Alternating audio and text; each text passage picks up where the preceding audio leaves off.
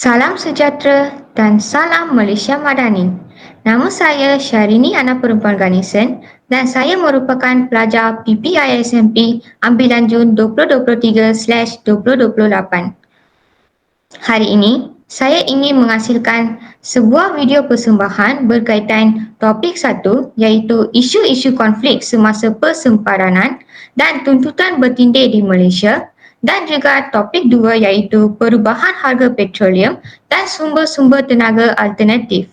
Untuk subjek GISC 1082 iaitu isu semasa dan cabaran masa depan. Jom kita mulakan. Apakah itu sempadan maritim? Sempadan maritim ialah pembahagian bayangan kawasan permukaan air berdasarkan kriteria fisiografi atau geopolitik. Biasanya, sesebuah negara mengehadkan kawasan hak eksklusif negara ke atas sumber mineral dan biologi, merangkumi ciri, had dan zon maritim. Persempadanan-sempadan maritim mempunyai implikasi strategik, ekonomi dan alam sekitar. Proses persempadanan di lautan merangkumi pemanjangan semula jadi, ciri geologi dan wilayah terpencil. Had sempadan maritim dinyatakan dalam poligaris dan dalam lapisan poligon kedaulatan dan kawalan dikira daripada pengisytiharan garis dasar. Syarat-syarat sesebuah negara boleh menetapkan garis dasar diterangkan dalam Konvensyen Undang-Undang Laut Pertubuhan Bangsa-Bangsa Bersatu. Berdasarkan Konvensyen Undang-Undang Laut Pertubuhan Bangsa-Bangsa Bersatu, garis dasar sesebuah negara boleh ditetapkan berdasarkan garis air rendah dan juga garis dasar lurus iaitu garisan yang merangkumi teluk, muara dan perairan pendalaman. Garis dasar ini juga boleh ditetapkan berdasarkan gabungan kedua-dua garis ini. Seterusnya, ruang maritim terbahagi kepada 3. Yang pertama ialah ruang maritim di bawah kedaulatan dan kuasa pemerintah negara pantai. Contohnya perairan dalam, laut wilayah dan perairan kepulauan. Yang kedua ialah ruang maritim dengan rejim undang-undang campuran yang terletak di bawah kedua-dua bidang kuasa negara, pantai dan di bawah undang-undang antarabangsa. Contohnya zon bersebelahan, pelantar benua dan zon ekonomi eksklusif. Yang terakhir ialah ruang maritim yang boleh digunakan oleh semua negara pada asas yang sama. Contohnya laut lepas. Berlaku pertikaian sepadan laut antara sesebuah negara dengan negara yang lain disebabkan 2 sebab. Yang pertama ialah kedaulatan wilayah yang merupakan warisan sejarah yang bermaksud sesebuah negara tersebut telah mewakili sesuatu kawasan itu untuk masa yang lama. Yang kedua ialah hak dan kepentingan bidang kuasa yang berkaitan dalam sempadan maritim yang terutamanya disebabkan oleh tafsiran yang berbeza tentang undang-undang laut.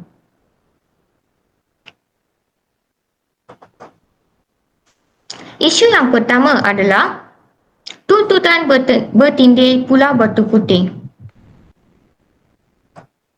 Pulau Batu Putih atau dikenali dalam bahasa Portugis iaitu Pedra Branca mempunyai keluasan sebanyak 8,560 meter persegi. Pulau ini terletak di Selat Singapura iaitu menghadap ke arah Laut China Selatan. Terdapat sekelompok burung camur laut mendiami pada masa lalu.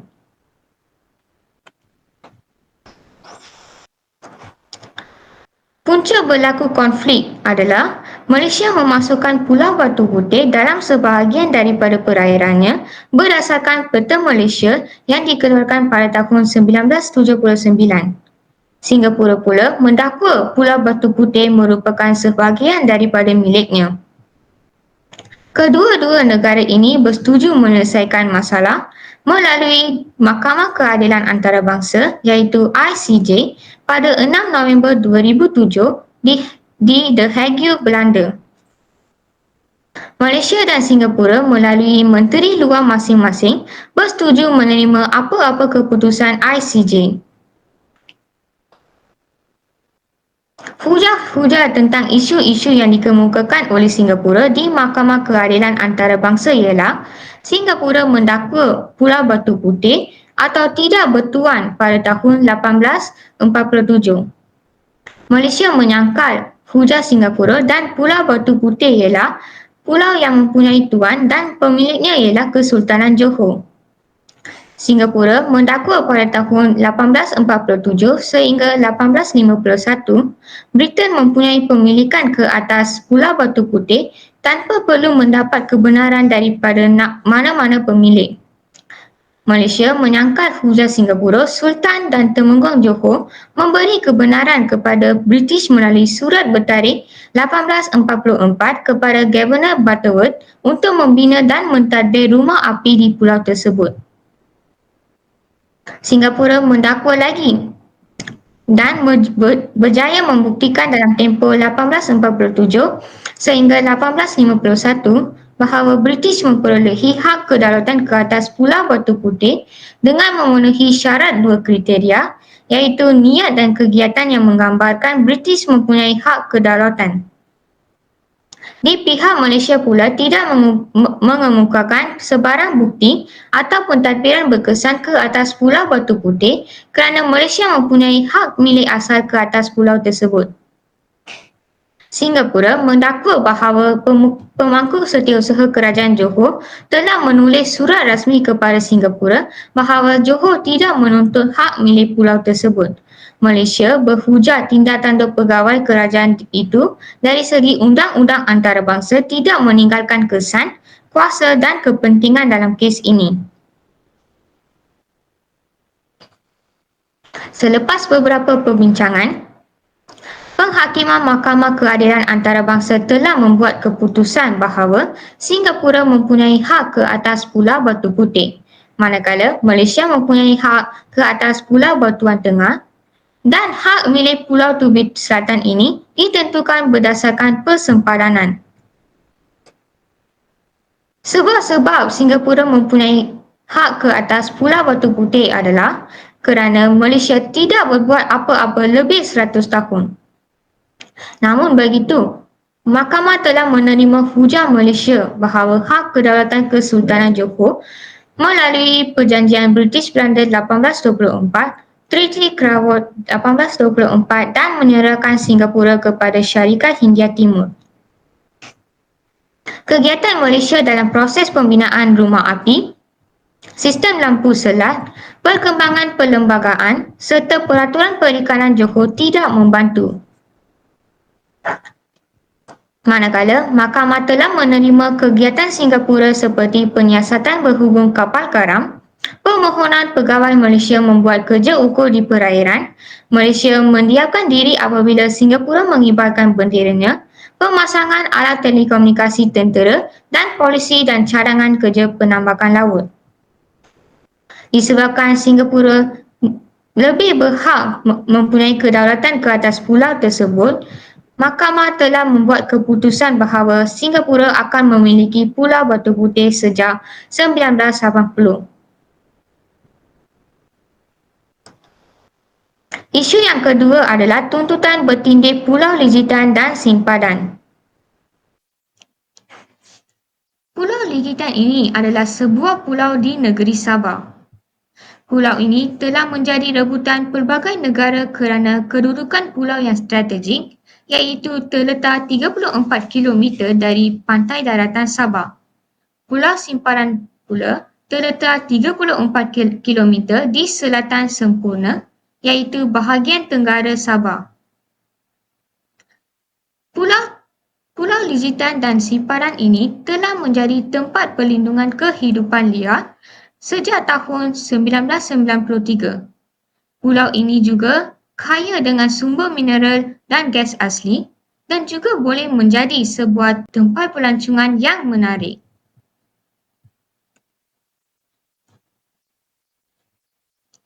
Pada tahun 1979, Malaysia telah menerbitkan Peta Baharu yang menunjukkan sipadan dan lijitan ini berada di bawah kedaulatan Malaysia disebabkan oleh kedua-dua pulau ini terletak di Laut Sulawesi dan jarak antara satu sama lain ialah 15.5 batu nautikal dan juga kedudukannya yang berada di perairan Sabah. Namun, keputusan ini menyebabkan Indonesia tidak berpuas hati. Pada tahun 1980, Presiden Suharto dan Dato' Hussein On telah bertemu di Kuantan untuk memutuskan menyelesaikan masalah ini melalui rundingan, namun usaha tersebut telah gagal.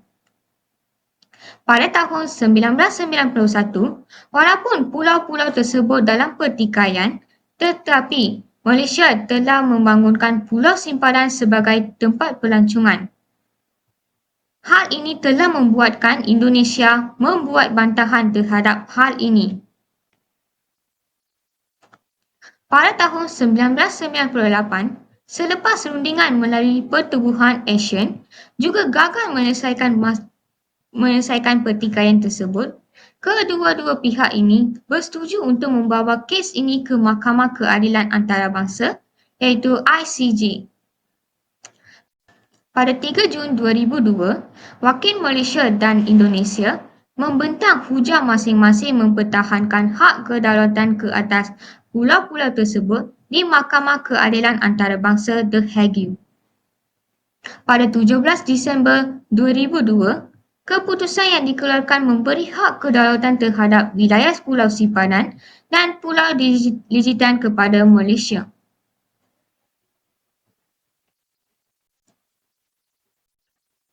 Isu yang ketiga ialah tuntutan bertindih Pulau Spratly. Jom kita lihat latar belakang Kepulauan Spratly. Pulau Spratly ini terletak di tengah-tengah Laut China Selatan dan dikuasai oleh Brunei, Republik Rakyat Cina, Republik China Taiwan, Malaysia, Filipina dan Vietnam. Faktor-faktor pulau ini telah menjadi rebutan 5 negara ini ialah mempunyai banyak petroleum dan gas asli dan juga sumber makanan serta perikanan. Kerajaan Malaysia telah menegaskan bahawa Pulau Layang-Layang yang merupakan sebahagian daripada Kepulauan Spratly ini adalah kepunyaan Malaysia kerana kedudukannya yang berhampiran dengan Sabah, iaitu kira-kira 162 batu nautikal dari Kota Kinabalu. Malaysia telah memiliki 5 terumbu, iaitu terumbu ubi, terumbu mata nani, terumbu siput, terumbu peninjau dan terumbu layang-layang. Strategi Malaysia dalam mengekalkan kawasan tuntutannya adalah dengan membawa masuk bertantan pasir untuk mengubah terumbu layang-layang ini menjadi sebuah pulau buatan supaya dapat dijadikan sebagai tempat pelancongan. Kawasan tuntutan Malaysia juga mempunyai kadar simpanan minyak dan gas yang paling kaya yang dapat meningkatkan ekonomi negara. Malaysia juga membina pangkalan kapal selamnya di Teluk Sepangga Sabah sebagai langkah menangani konflik yang boleh berlaku disebabkan oleh negara-negara asing. Malaysia juga telah menghantar anggota tentera laut Diraja Malaysia iaitu TLDM menduduki pulau-pulau dan terumbu yang termasuk dalam kedaulatan negara Malaysia serta membangunkan alatan tentera dengan menambah aset-aset Tentera Laut Diraja Malaysia di kepulauan tersebut. Tentera-tentera tersebut telah menjalankan latihan ketenteraan yang komprehensif. 5 daripada 6 terumbu yang dimiliki Malaysia telah dibangunkan sebagai kubu pertahanan. Kesimpulannya, berdasarkan topik satu ini, kita telah memperlihatkan beberapa isu berkaitan tuntutan pulau-pulau. Pengajaran yang dapat kita peroleh daripada topik ini ialah kita haruslah mempertahankan hak yang diberikan kepada kita dan tidak bersikap cuai agar tidak mula dikalahkan oleh negara asing.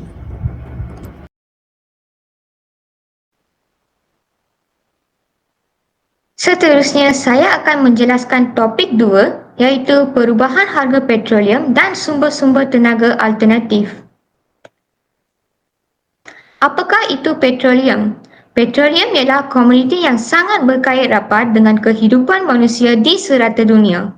Menurut Johnson dan Afam, pada tahun 2019, industri petroleum menghasilkan salah satu sisa berbahaya yang popular dikenali sebagai petroleum sludge.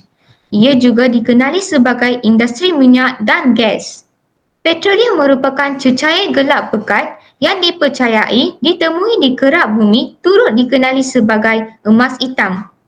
Hasil minyak dan gas digali di kawasan luar pesisir pantai. Terdapat 3 kegunaan petroleum. Yang pertama ialah petroleum digunakan sebagai sumber tenaga untuk menggerakkan kenderaan. Petroleum juga digunakan dalam pelbagai industri seperti pembuatan pelarut, baja, sabun dan deterjen, pewangi dan sebagainya. Petroleum juga digunakan untuk menghasilkan tenaga elektrik. Berlaku perubahan harga petroleum di Malaysia. Antara punca berlaku perubahan ini adalah kerana peningkatan inflasi global. Disebabkan oleh isu gangguan rantaian bekalan yang berterusan akibat ketegangan yang berlaku di antara negara Rusia dan Ukraine. Yang kedua ialah penurunan kadar mata wang Amerika Syarikat. Hal ini menyebabkan harga saham global jatuh dan melemahkan kadar mata wang Amerika Syarikat. Yang ketiga ialah konflik yang berlaku di negara pembekal minyak dunia seperti Rusia dan Ukraine. Harga petroleum semakin meningkat disebabkan oleh hanya 62% bekalan minyak dunia yang ada di Timur Tengah. Terdapat beberapa kesan perubahan harga petroleum. Antaranya ialah kesan terhadap pengguna pengangkutan awam. Hal ini telah memberi kesan kepada pembangunan dan perancangan ekonomi negara kerana kerajaan telah meningkatkan harga minyak tempatan dan menyediakan bahan bakar yang tinggi. Yang kedua ialah peningkatan harga barang. Menunjukkan bahawa peningkatan harga petroleum ini dapat menjejaskan keluaran sektor pertanian, elektrik dan gas, perhutanan dan pembalakan, kapur dan simen serta pengangkutan. Hal ini telah menyebabkan harga makanan meningkat.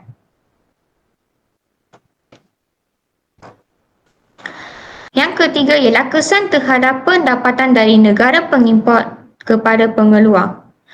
Negara pengeluar akan mendapat atau memperoleh pendapatan tambahan hasil daripada kenaikan harga petroleum. Pendapatan ini diperoleh daripada negara pengimport petroleum. Seterusnya ialah sumber-sumber tenaga alternatif. Apakah itu sumber-sumber tenaga alternatif? Sumber-sumber tenaga alternatif ialah sumber tenaga yang boleh diperbaharui. Contohnya, matahari, air, angin dan biomas. Yang pertama ialah matahari. Matahari mempunyai jumlah tenaga yang banyak. Apabila kita mengira dengan menggunakan hukum Stefan Boltzmann, jumlah tenaga yang memancar dari seluruh permukaan matahari pada saat ini sama dengan 38 darab 1026 watt. Pernyataan ini telah dibuktikan oleh Wan Shakira dan Muhammad Zainal pada tahun 2019. Tenaga elektrik akan diperoleh apabila panel solar menyerap tenaga matahari dan menukarkannya kepada tenaga solar dan seterusnya kepada tenaga elektrik. Kelebihan menggunakan matahari sebagai sumber tenaga adalah tidak mencemarkan alam sekitar. Hal ini dikatakan demikian kerana sumber tenaga ini tidak akan mengeluarkan gas-gas yang berbahaya ke atmosfera. Sumber tenaga ini juga tidak akan habis dan boleh digunakan pada bila-bila masa sahaja. Apabila kita menggunakan sumber tenaga yang boleh diperbaharui, kita dapat mengurangkan penggunaan bahan api fosil. Matahari juga dapat memanaskan benda. Yang kedua ialah angin. Bagaimanakah kincir angin ini dapat menghasilkan tenaga elektrik? Apabila pergerakan angin menukar pergerakan bilar turbin angin, Penjana menggunakan magnet untuk menghasilkan voltan dan menukarkannya kepada tenaga elektrik. Kincir angin ini digunakan untuk menggiling padi, mengepam air, memotong kayu dan menghasilkan bentuk tenaga mekanik lainnya. Namun, sumber tenaga ini tidak tersedia pada bila-bila masa sahaja kerana kincir angin ini tidak akan berfungsi sekiranya tiada pergerakan angin. Yang ketiga ialah hidroelektrik. Hidroelektrik menyumbangkan lebih 90% tenaga elektrik dunia yang dihasilkan daripada tenaga yang boleh diperbaharui. Hidroelektrik ini juga merupakan tenaga yang paling banyak digunakan oleh sesetengah negara. Kelebihan menggunakan tenaga ini adalah kos operasinya adalah sangat rendah. Bagaimanakah tenaga elektrik dapat dihasilkan dengan menggunakan sumber tenaga ini? Pada bahagian bawah bendungan tersebut, terdapat lubang-lubang saluran air. Pada lubang-lubang tersebut, terdapat tubing yang berfungsi mengubah tenaga kinetik dari gerakan air menjadi tenaga mekanik yang dapat menggerakkan generator elektrik. Generator elektrik ini dapat menghasilkan tenaga elektrik. Yang keempat adalah biomas. Biomas ialah bahan organik yang berasal dari tumbuh-tumbuhan dan binatang. Tenaga yang tersimpan dalam biomas ini berasal daripada matahari kerana tumbuh-tumbuhan akan menghasilkan tenaga ini melalui proses fotosintesis. Bahan bakar biomas adalah kayu, arang dan sampah. Bahan yang mengandungi dalam biomas ini adalah selulose, lignin, hemiselulose dan sedikit minyak. Unsur kimia utama dalam biomas ini adalah karbon dan hidrogen. Apabila kita menggunakan sumber ini, kita dapat mengurangkan sumber tenaga fosil. Terdapat 3 kaedah menukar biomas kepada tenaga.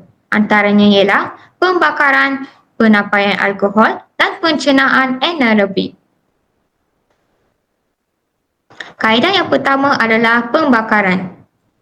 Tenaga haba yang boleh diperolehi dalam proses pembakaran ini boleh digunakan untuk pelbagai tujuan seperti pemanasan bahan dan ruang dan juga untuk menghasilkan wap panas iaitu steam bagi penjanaan elektrik. Namun, pembakaran ini haruslah dijalankan dengan cara yang moden supaya tidak mencemarkan udara. Kaedah yang kedua adalah penapaian alkohol. Dalam proses ini, karbohidrat daripada bahan organik biomas ditukar kepada gula di dalam satu reaktor biologi dengan kawalan suhu yang rapi. Hasil utamanya ialah etanol atau metanol. Untuk pembakaran di dalam sebuah enjin, biasanya etanol atau metanol ini dicampur dengan bahan pembakar cecair lain untuk dijadikan bahan pembakar yang lebih sesuai dan campuran ini dikenali sebagai gasohol. Kaedah yang ketiga adalah pencernaan anaerobik. Proses ini melibatkan penguraian bahan organik dan tak organik tanpa kewujudan oksigen molekul dengan menggunakan mikroorganisma tertentu. Mikroorganisma yang bertanggungjawab menukar sebatian organik yang kompleks kepada asid organik mudah seperti asid asetik dan asid propinik. Kemudian asid-asid ini ditukarkan kepada gas metana dan karbon dioksida. Tenaga nuklear juga menjadi salah satu sumber tenaga yang digunakan di kebanyakan negara. Tenaga nuklear adalah sejenis tenaga yang mengikat nukleus dengan sebuah atom. Tenaga ini boleh dibebaskan melalui tindak balas nuklear seperti perebutan radioaktif serta pembelahan atau pelakuran nuklear.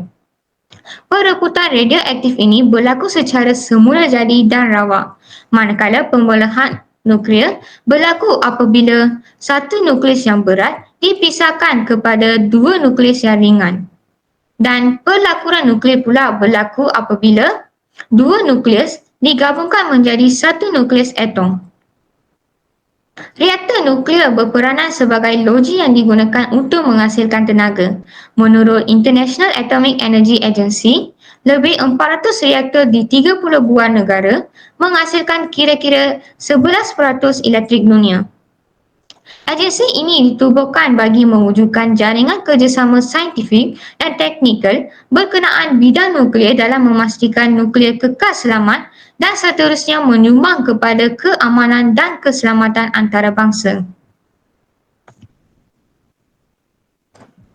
Loji Tenaga Nuklear Malaysia yang pertama akan beroperasi pada tahun 2031 dengan menggunakan kepakaran sedia ada dari Korea Selatan, China, Perancis atau Jepun.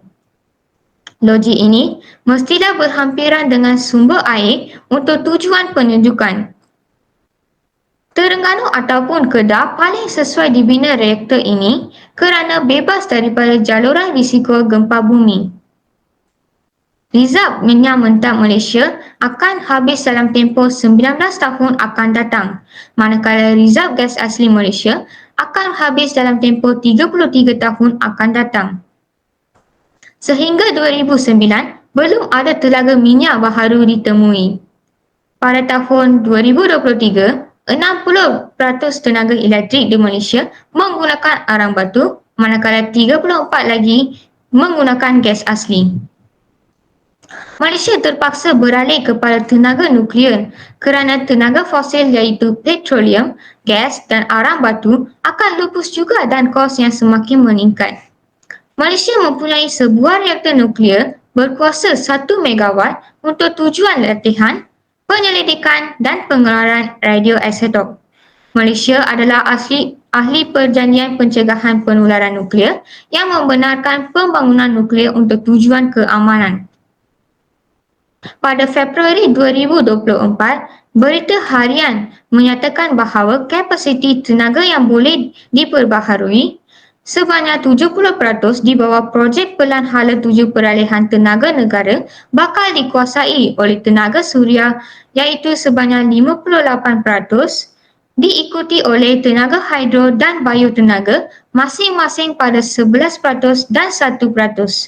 Dengan ini, kita dapat mengurangkan penggunaan sumber tenaga yang tidak boleh diperbaharui seperti petroleum, gas dan arang batu yang mungkin akan lupus pada bila-bila masa sahaja. Berdasarkan topik 2 ini, kita dapat simpulkan bahawa sumber-sumber tenaga alternatif memainkan peranan yang besar dalam kehidupan manusia. Oleh itu, kita haruslah menggunakan tenaga tersebut dengan cermat agar dapat mengekalkan kehinaan alam sekitar dan mempertahankannya untuk generasi akan datang.